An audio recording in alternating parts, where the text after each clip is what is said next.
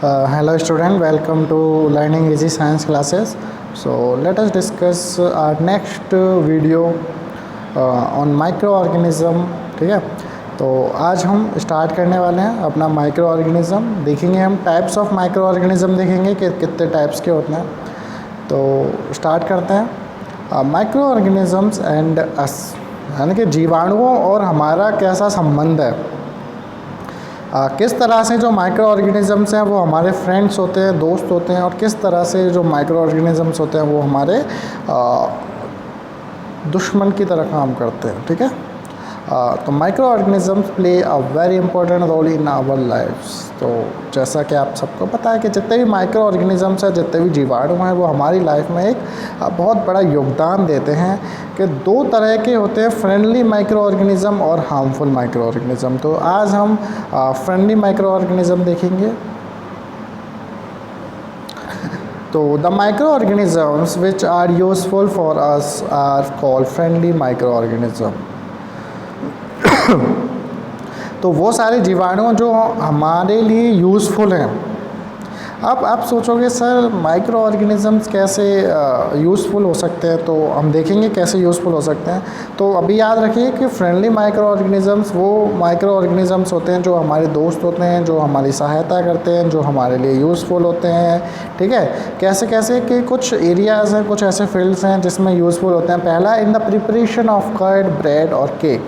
के जितने भी माइक्रो ऑर्गेनिजम्स होते हैं, जो फ्रेंडली माइक्रो ऑर्गेनिजम्स होते हैं, वो दही, केक वगैरह, ब्रेड वगैरह बनाने में काम आते हैं। सबसे पहली बात, आपका एग्ज़ाम्पल मैं दही का देता हूँ। तो आप देखते हो कि जब आपकी मम्मी दही जमाती है शाम को, तो उसमें दूध में थोड़ा सा सहेजा डालती है, सहेजा। ठीक है, तो सहेजे के अंदर माइक्रो ऑर्गेनिजम्स होता है। उस माइक्रो ऑर्गेनिज्म का नाम है लैक्टोबैसिलस। वो माइक्रो ऑर्गेनिज्म क्या करता है, दूध को फाड़ देता है, टीयर कर देता है, जिसकी वजह से दूध जम जाता है। तो उसी से आपकी दही जमती है। ठीक है, तो कर्ड बनाने में, ब्रेड बनाने में, केक बनाने में, अल्कोहल प्रोड्यूस करने में, जितने भी वाइन शॉप हैं, ठीक है, दारू बनती है, तो वो माइक्रो ऑर्गेनिजम्स की सहायता से ही बनती है। और हमारे इन्वायरमेंट को क्लीन करने के लिए भी माइक्रो ऑर्गेनिजम्स होते हैं। कुछ मेडिसिन्स बनाने के लिए भी काम में आते हैं माइक्रो ऑर्गेनिज्म, जैसे एंटीबायोटिक्स बनती हैं, एंटीवायरल बनती हैं। हाँ, और एग्रीकल्चर में भी यूज़ होते हैं सॉइल की उपजाऊता बढ़ाने के लिए। जैसा आपने फर्स्ट चैप्टर में पढ़ा था कि जब हम देख रहे थे अपना नाइट्रोजन साइकिल देख रहे थे, वैसे इसमें भी देखेंगे हम नाइट्रोजन साइकिल के कौन कौन से जीवाणु होते हैं जो फसल की क्षमता को बढ़ाते हैं, बंजर भूमि को उपजाऊ बनाते हैं। तो वहाँ पे भी माइक्रो ऑर्गेनिजम्स का रोल है।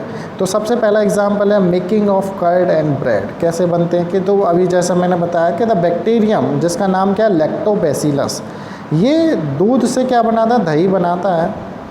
और चीज़ प्रोडक्शन में कौन सा बैक्टीरिया यूज़ होता है, रेनिन। तो लैक्टोबैसिलस और रेनिन का नाम आपको याद रखना है। लैक्टोबैसिलस दही बनाता है और रेनिन आपका चीज़ बनाता है। और यीस्ट, यीस्ट क्या बनाता है, आपका यीस्ट बनाता है जितने भी बेकरी प्रोडक्ट्स होते हैं, जैसे ब्रेड हुआ, केक हुआ, इडली, डोसा, ढोकला, ये आप देख रहे हो जितने भी खाने की चीज़ें हैं वो सब किससे बने, यीस्ट से बने हैं। यीस्ट क्या प्रोवाइड कराता है, फ्लेवर प्रोवाइड कराता है। और यीस्ट क्या होता है, फंजाई होता है, बैक्टीरिया नहीं होता। बैक्टीरिया बस लैक्टोबैसिलस और रेनिन है। यीस्ट आपका फंजाई है। तो फंजाई से क्या बनता है, जितने भी बेकरी प्रोडक्ट्स बनते हैं। कैसे बनते हैं, यीस्ट क्या करता है, यीस्ट देखो सबसे पहले हम डफ किसको बोलते हैं, इसमें लिख रहा है यीस्ट कॉजेज फर्मेंटेशन ऑफ डफ, यानी कि सड़ाना। फर्मेंटेशन का मतलब था सड़ाना होता है ऑफ द डफ। डफ का मतलब होता है पूरा मिक्सचर। जैसे अगर मैं डोसा बना रहा हूँ या इडली बना रहा हूँ या केक बना रहा हूँ, तो पूरा स्टफ़ ले लूँगा, पूरा सामान ले लूँगा, उसको बोलते हैं डफ़। ठीक है, उसको क्या बोलते हैं, उसको बोलते हैं हम डफ़। तो एक सेकेंड ज़रा, उसको हम डफ़ बोलते हैं। तो यीस्ट क्या करता है कि यीस्ट उस डफ के अंदर जाकर कार्बन डाइऑक्साइड को रिलीज़ करता है। किसको करता है? कार्बन डाइऑक्साइड को, ठीक है। वो कार्बन डाइऑक्साइड ऊपर उठती है, ऊपर ऊपर ऊपर ऊपर जाती है और उस डफ को क्या बना देती है? फ्लफ़ी बना देती है, फुलफुला सा बना देती है और उसके साइज़ को बढ़ा देती है। तो आपने केक को देखा होगा, केक छोटा सा होता है लेकिन जब उसके अंदर यीस्ट डाल देते हैं तो बड़ा सा हो जाता है। ऐसे ही आपके ब्रेड फ्लफ़ी टाइप के होते हैं, केक हुआ आपका, इडली छोटी सी होती है, फिर वो फूल जाती है, वो यीस्ट के कारण ही फूलती है, ठीक है। क्यों? क्योंकि जब हम उसको गर्म करते हैं, हीट करते हैं, बेक करते हैं तो जो कार्बन डाइऑक्साइड है वो ऊपर की तरफ भागती है, तो भागेगी तो वो उसको क्या बना देगी? पोरस बना देगी और फ्लफ़ी बना देगी। तो देखा आपने कितना यूज़ होता है बैक्टीरिया का। एग्जाम्पल एक एक्टिविटी दी है कि अगर आप अपने घर में देखना चाहते हो तो मैदे को लेना, मैदा एक बाउल में डालना, मैदे को बाउल में डालना, पानी में डालना, फिर उसके बाद उसमें 30 ग्राम यीस्ट मिला देना, ठीक है। उसके अंदर क्या मिला देना? यीस्ट मिला देना, यानी कि दही मिला देना, कर्ड मिला देना। उसके बाद 2 घंटे बाद देखना वो जो मैदा है वो फूल जाएगी। क्या है? वो मैदा फूल जाएगी। तो इसका मतलब क्या है कि जो यीस्ट है हमारी जितनी भी बेकरी प्रोडक्शन उसको फुलाने के लिए काम में आता है। अब बात आती है commercial uses of micro organism. देखो जब बात कमर्शियल की आती है तो हम इनसे क्या कमाते हैं? पैसे कमाते हैं। Certain microorganisms are used in industry. जितनी भी बड़ी बड़ी इंडस्ट्रीज़ हैं, जितने भी कारखाने बने हुए हैं, वहाँ पे भी माइक्रो ऑर्गेनिजम्स का यूज होता है। जैसे एल्कोहल की इंडस्ट्री है जहाँ पे एल्कोहल बन रही है, वहाँ पे भी एल्कोहल बनाने में भी काम आता है। एल्कोहल किससे बनती है? शुगर से बनती है और स्टार्च से बनती है। जितने भी जूसेस हैं, वाइन हैं, वो सब में यूज कौन होता है? माइक्रो ऑर्गेनिजम्स होते हैं। और जो एल्कोहल और वाइन बनती है वो एक प्रोसेस से बनती है जिसका नाम क्या है? फर्मेंटेशन। फर्मेंटेशन का मतलब होता है सड़ाना, याद रखना। फर्मेंटेशन, तो फर्मेंटेशन एक ऐसी प्रोसेस होती है जिसमें बहुत बड़े बड़े मॉलिक्यूल्स होते हैं, वो छोटे छोटे मॉलिक्यूल्स में ब्रेक होते हैं इन दी एब्सेंस ऑफ एयर। यानी कि वहाँ पे क्या क्रिएट करा जाता है? वैक्यूम क्रिएट किया जाता है। ऐसी ऐसी मशीन्स होती हैं, बड़े बड़े प्लांट्स होते हैं कि उन प्लांट्स के अंदर, प्लांट का मतलब क्या होता है? बड़े बड़े मशीन्स होते हैं, ठीक है। आपका वैक्यूम जहाँ पे एयर की कमी है तो वहाँ पे उन जितना भी मटेरियल है, जैसे स्टार्च से हम वाइन बना रहे हैं, शुगर से हम वाइन बना रहे हैं, तो उसको इकट्ठा करके उस कंटेनर में हम डाल देते हैं जिसमें एयर नहीं है। फिर उसके अंदर क्या डालते हैं? यीस्ट डालते हैं। वो यीस्ट क्या करते हैं? उसको सड़ाती है छोटे छोटे टुकड़ों में और तोड़ती जाती है, फिर वहाँ से क्या बनती है? वाइन बनती है। जब आप बड़ी क्लासेस में आओगे तो और अच्छे से देखोगे। तो अभी बस इतना ही पढ़ना है आपको कि एल्कोहल और वाइन किस प्रोसेस से बनती है? फर्मेंटेशन प्रोसेस से बनती हैं, ठीक है। कौन से जो यीस्ट होते हैं क्या किसकी हेल्प से एल्कोहल बन रही है? यीस्ट की हेल्प से बन रही है, ठीक है। और यीस्ट में कौन से एंजाइम्स होते हैं? 2 एंजाइम्स होते हैं। देखो, यीस्ट कंटेन द एंजाइम जाइमेज और इनवर्टेज। जो शुगर है, शुगर को छोटे छोटे पार्ट में कौन सी एंजाइम तोड़ती है? जाइमेज। और ग्लूकोज को तोड़ती जो है, ब्रेक जो करती है, वो करती है इनवर्टेज। तो ग्लूकोज से आपका इथेनॉल बनता है, यानी कि अल्कोहल बनती है। अब बात आती है मेडिसिनल यूजेस की।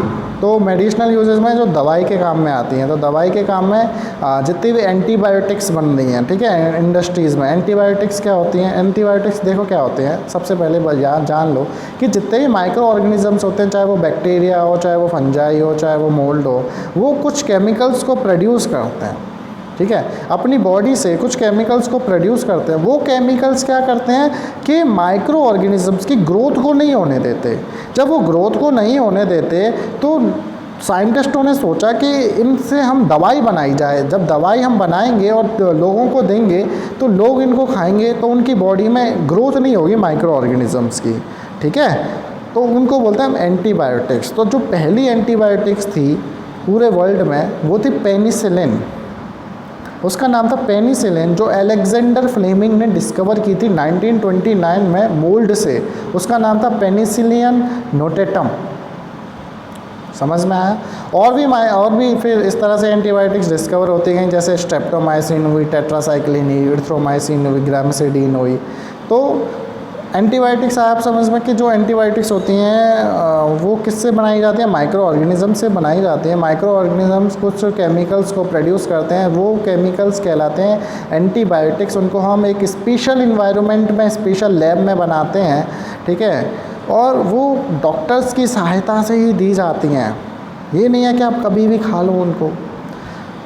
फिर वैक्सीन आया। वैक्सीन मतलब टीकाकरण, जिसको हम इम्यूनाइजेशन बोलते हैं। टीकाकरण, जैसे बचपन में आपने देखा होगा कि आपका टीकाकरण हुआ है, कुछ टीके लगाए गए हैं पोलियो के, ठीक है, BCG के। तो ये टीकाकरण जो होता है वो भी किससे बनाए जाते हैं, जो डोज दी जाती हैं आपको वो भी बनाई जाती हैं माइक्रो ऑर्गेनिज़म्स से। कैसे बनाई जाती हैं कि जो माइक्रो ऑर्गेनिज़म्स होते हैं उनको हम किल कर लेते हैं, उनको हम वीक कर लेते हैं और उन्हीं की बॉडी से कुछ केमिकल्स को निकाल के हम वो दवाई बनाते हैं, उनको हम बोलते हैं वैक्सीन, ठीक है। और वैक्सीन को हम स्टोर करके रखते हैं। तो another way to prevent disease immunization, a small dose of weakened or killed disease causing microbes needed to immunize the body against a particular disease. किसी भी पर्टिकुलर डिसीज़ के लिए हम उस माइक्रोब को वीक करते हैं, कमज़ोर करते जाते हैं। कमज़ोर कैसे करना है, बहुत सारी प्रोसेस होती हैं, केमिकल प्रोसेस होती हैं, फिज़िकल प्रोसेस होती हैं, बैरियर प्रोसेस होती हैं। तो हम उससे क्या बनाते हैं, वैक्सीन बनाते हैं। उस वैक्सीन को, अब वैक्सीन काम कैसे करती है, देखो वैक्सीन कैसे काम करेगी कि अगर मान लो कोई डिसीज़ हो गई आपको, ठीक है, आपके अंदर कोई माइक्रो ऑर्गेनिज़म चला गया, तो वो जो वैक्सीन होगी, वो वैक्सीन जैसे ही आपके अंदर जाएगी तो वो एंटीबॉडीज़ को प्रोड्यूस करेगी, जो आपके अंदर लड़ती हैं, बीमारियों से लड़ती हैं, माइक्रोब से लड़ती हैं, उनको बोलते हैं हम एंटीबॉडीज़, ठीक है। वो इन एंटीबॉडीज़ को प्रोड्यूस करेगी। देखो अभी एक बात बताओ, वैक्सीन की ज़रूरत क्यों पड़ी? वैक्सीन की ज़रूरत हमें इसलिए पड़ी क्योंकि हमारी बॉडी एंटीबॉडीज़ बना ही नहीं रही थी। अब एंटीबॉडीज़ नहीं बन रही थी तो हम बीमार पड़ते जा रहे थे, माइक्रो ऑर्गेनिज़म हमारे अंदर बहुत बढ़ते जा रहे थे, इसीलिए हमने वैक्सीन बनाई। वैक्सीन का काम है एंटीबॉडीज़ को बनाना, एंटीबॉडीज़ बनी जाएंगी, फिर वो एंटीबॉडीज़ क्या करेंगी, जो वो माइक्रो ऑर्गेनिज़म हमारी बॉडी के अंदर ग्रोथ कर रहा है उसको क्या कर देंगे, किल कर देंगे और बाहर निकाल देंगे। वैक्सीन का ये काम होता है, यानी कि वैक्सीन एक बार अगर तुम्हें दे दी जाए तो वो वैक्सीन हमारी बॉडी के अंदर एंटीबॉडीज़ बनाएगी। वो एंटीबॉडीज़ क्या करेंगे, उस माइक्रो ऑर्गेनिज़म को किल करेंगी। इस पूरी प्रोसेस को हम बोलते हैं वैक्सीनेशन। तो बचपन में वैक्सीनेशन होता है, टीकाकरण होता है, जैसे आपका भी हुआ था।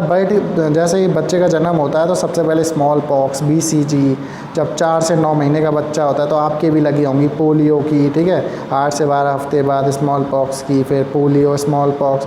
तो ये सब क्या वैक्सीन्स होती हैं। ये फ्लो चार्ट है, ये आप सबको पता है, आपके भी लगी हैं जब आप बचपन में थे, ठीक है। एक सेकेंड। उसके बाद जो नेक्स्ट टॉपिक है वो है आपका इंक्रीजिंग द सॉइल फर्टिलिटी, यानी कि उपजाऊता भी बढ़ाता है। जो बैक्टीरिया होते हैं वो ज़मीन की जो उपजाऊता होती है उसको भी बढ़ाता है। कौन कौन से बैक्टीरिया हैं, जो ब्लू ग्रीन एल्गीज होते हैं, ठीक है, जो सिम्बायोटिक बैक्टीरिया होते हैं, जो आपने फर्स्ट चैप्टर में पढ़ रखे हैं। तो वो बैक्टीरिया भी हमारी ज़मीन की जो उपजाऊता है उसको बढ़ाते हैं, ठीक है। वो क्या करते हैं, एटमॉस्फेरिक नाइट्रोजन को कन्वर्ट कर देते हैं नाइट्रोजिनस कंपाउंड में। उन नाइट्रोजिनस कंपाउंड्स को प्लांट्स अडॉप्ट कर लेते हैं और उसके बाद क्या करते हैं, हमारी ज़मीन की जो उपजाऊता है उसको इंक्रीज़ कर देते हैं, सॉइल की फर्टिलिटी को बढ़ा देते हैं, यानी कि नाइट्रोजन को हमारे सॉइल के अंदर ला देते हैं, ठीक है। कि देखो अगर हमारी ज़मीन में नाइट्रोजन की कमी है तो जो बैक्टीरियाज होंगे वो एटमॉस्फेयर में जो नाइट्रोजन होगी उसको कैच करेंगे, कैच करने के बाद उसको कन्वर्ट कर देंगे नाइट्रोजिनस कंपाउंड में और उसको सॉइल के अंदर क्या कर देंगे, मिक्स कर देंगे। तो इस प्रकार से हमारे जो बैक्टीरिया होते हैं वो बहुत यूज़फुल हैं। तो आपने देखा कितना यूज़ होता है, ठीक है। अगला यूज़ क्या है, हमारे इन्वायरमेंट को क्लीन करना। देखो हमारे इन्वायरमेंट में कचरा फैला देते हैं लोग, ठीक है, गंदगी करते हैं, तो वो जो गंदगी है उसको कौन साफ़ करता है, माइक्रो ऑर्गेनिज़म साफ़ करते हैं। वो माइक्रो ऑर्गेनिज़म्स क्या करते हैं, उस वेस्ट को, प्लांट का वेस्ट है या फिर एनिमल का वेस्ट है, उसको छोटे छोटे पार्ट्स में ब्रेक डाउन करते हैं और वो जो छोटे छोटे पार्ट्स होते हैं वो हार्मलेस होते हैं, हमारे लिए कोई नुकसानदायक नहीं होते हैं, ठीक है। तो जितने भी एनारोबिक बैक्टीरिया होते हैं, एनारोबिक बैक्टीरिया वो सारे बैक्टीरिया होते हैं जिसको एयर की आवश्यकता नहीं होती है ज़िंदा रहने के लिए। सबसे पहली बात, 2 टाइप्स के बैक्टीरिया, एक एरोबिक एक एनारोबिक। तो एरोबिक बैक्टीरिया वो होते हैं जो एयर की प्रेजेंस में काम करते हैं और एनारोबिक बैक्टीरिया वो बैक्टीरिया होते हैं जो एयर की बिना प्रेजेंस में काम करते हैं, ठीक है। तो ये सब था हमारा क्लीनिंग द एनवायरनमेंट हुआ, एल्कोहल प्रोडक्शन हुआ, दवाई बनाना हुआ, सॉइल की फर्टिलिटी को बढ़ाना हुआ। तो ये सब जितने भी बैक्टीरिया, वायरस, फंजाई और जितने भी मोल्ड्स हैं वो सब क्या हमारे फ्रेंड्स हैं ना। आया इतना समझ में? उसके बाद ये कुछ क्वेश्चंस हैं, ये आपको अपनी कॉपी में करने के। उस ऑर्गेनिज्म का नाम बताओ जो कर्ड बनाता है, तो उसका अभी नाम बताया lactobacillus. Name the antibiotic and its source discovered by Alexander Fleming. Alexander Fleming ने कौन सी एंटीबायोटिक डिस्कवर की थी और वो कहाँ से ली थी? अभी बताया था मैंने, पेनिसिलिन उस एंटीबायोटिक का नाम है, और सोर्स क्या है? Penicillin notatum. ठीक है।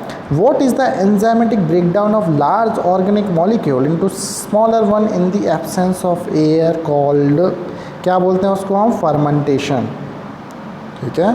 Name the microorganism which is capable of fixing the atmospheric nitrogen। कौन से माइक्रो नाम बताना है तो आप नाम बता दो, symbiotic माइक्रो ऑर्गेनिज्म। और नाम बता सकते हो नाइट्रोजोमोनास, ठीक है, एजिटोबैक्टर।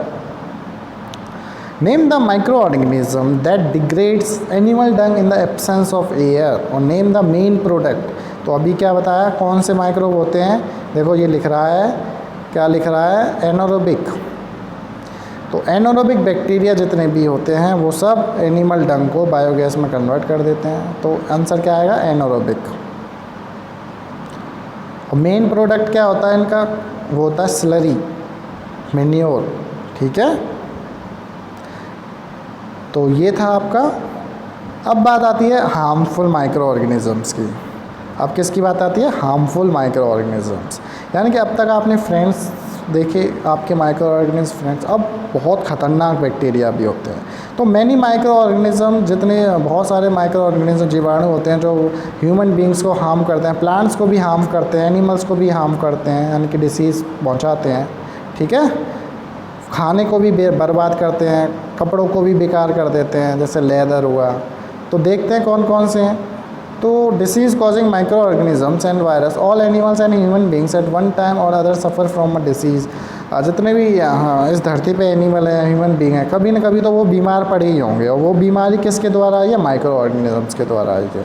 माइक्रो ऑर्गेनिजम्स करते क्या है एक्चुअली? वो आपकी बॉडी के अंदर जाते हैं और अपने आप को डिवाइड करने लग जाते हैं। यानी 1 से 2 बनते हैं, 2 से 4 बनते हैं। इस तरह से वो क्या कर लेते हैं? पूरी बॉडी पर कब्जा कर लेते हैं और डिसीज़ को कॉज करते हैं। ये कुछ लिस्ट है। जैसे बैक्टीरिया, कौन कौन सी डिसीज़ करते हैं बैक्टीरिया, ये याद रखनी है। Pneumonia, tetanus, tuberculosis, leprosy, cholera, food poisoning, typhoid और डिप्थीरिया, ये सब डिसीज़ कौन प्रोड्यूस करता है? बैक्टीरिया। फंजाई कौन कौन सी डिसीज़ क्रिएट करता है? स्किन डिसीज़ हो जाती है, फूड पॉइजनिंग। प्रोटोजुआ, मलेरिया हुआ, कालाज़र हुआ, अमोइबिक डिसेंट्री हुआ। ये सब आप याद करने हैं आपको। कोई 2-2 डिसीज़ याद करनी है कि बैक्टीरिया कौन सी डिसीज़ क्रिएट करता है, फंजाई कौन सी करता है, पोलियो, और जी वायरस क्या करता है। ठीक है ना। Disease causing micro organisms are called pathogenic microorganism. देखो हमारी एनवायरनमेंट में दोनों तरह के माइक्रो ऑर्गेनिज्म प्रेजेंट है, फ्रेंडली भी और हार्मफुल भी। तो जो माइक्रो ऑर्गेनिज्म डिसीज़ कॉज करते हैं, बस डिसीज़ कॉज कर रहे हैं, जिनका काम है बीमार करना, वो बस कहलाते हैं पैथोजेनिक माइक्रो ऑर्गेनिज्म। उनको क्या बोलते हैं? पैथोजन्स। उनको बोलते हैं पैथोजन। तो अगर आप कहीं भी पैथोजन नाम सुनो तो समझ जाना कि ये बैक्टीरिया मुझे ज़रूर डिसीज़ कॉज करेगा। ठीक है, ये बैक्टीरिया मुझे ज़रूर डिसीज़ कॉज करेगा। Now disease causing micro organisms can enter our body through. अब वो जो माइक्रो ऑर्गेनिज्म है वो किस तरह से हमारी बॉडी के अंदर जाता है? या तो खाने के द्वारा, या वाटर के द्वारा, या एयर के द्वारा, या डायरेक्ट कांटेक्ट के द्वारा, या फिर मच्छर खा जाए, या मॉस्किटो खा जाए, फ्लाइज खा जाए, ठीक है, उनके द्वारा। अब हम देखेंगे कल कि कौन कौन सी डिसीज़ होती हैं और कौन कौन से वायरसेस होते हैं जो कि डिसीज़ कॉज करते हैं, और कम्युनिकेबल डिसीज़ क्या होते हैं, नॉन कम्युनिकेबल डिसीज़ क्या होती हैं। तो आशा करता हूँ आप सबको ये वीडियो पसंद आई होगी। इस वीडियो को लाइक कर देना, शेयर कर देना और सब्सक्राइब कर देना चैनल को, और अपना कमेंट ज़रूर डाल देना वीडियो के अंदर कि आपको कौन सी चीज़ समझ में आई है, कौन सी नहीं आई है। तो आज के लिए बस इतना ही। वीडियो को देखें, दोस्तों को बोल दें, ठीक है, अपने दोस्तों को। तो thank you very much. Channel को ज़रूर सब्सक्राइब कर देना। Okay bye.